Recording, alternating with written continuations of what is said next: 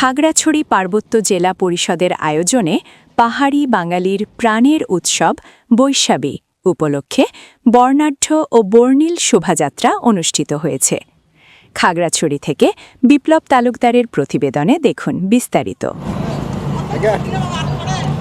পাহাড়ি জনগোষ্ঠীর প্রধান সামাজিক উৎসব বৈশাখীকে স্বাগত জানিয়ে এবং বৈচিত্র্যময় সংস্কৃতি তুলে ধরতে প্রতি বছরই এই বর্ণাঢ্য শোভাযাত্রার আয়োজন করা হয়।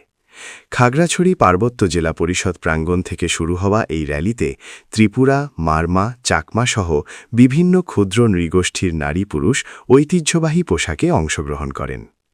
অংশগ্রহণকারীরা নিজস্ব সংস্কৃতির বাদ্যযন্ত্র, ঐতিহ্যবাহী পোশাক ও ডিসপ্লের মাধ্যমে বৈশাখী উৎসবে রং ছড়িয়ে দেন। আর কিছুদিন পরেই মারমা জাতিগোষ্ঠীর ঐতিহ্যবাহী সামাজিক উৎসব সাংরাই শুরু হতে যাচ্ছে।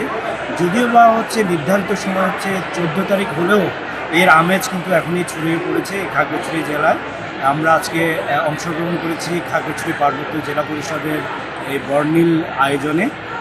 পাশাপাশি 10 তারিখ থেকে এখানে মারমা জনগোষ্ঠী তাদের ঐতিহ্যবাহী আলারি খেলা এবং প্রবীণদের ঐতিহ্যবাহী স্নান উৎসব আয়োজনের মধ্য দিয়ে তাদের আনুষ্ঠানিক যে উৎসব উদযাপন তা শুরু হতে যাচ্ছে।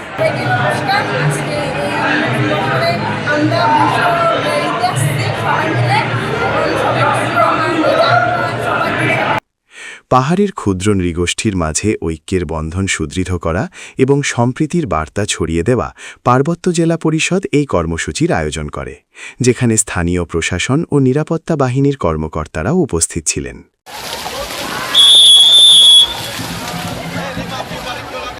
র্যালিটি শহরের প্রধান সড়ক প্রদক্ষিণ করে পৌর টাউন হলে গিয়ে মিলিত হয়।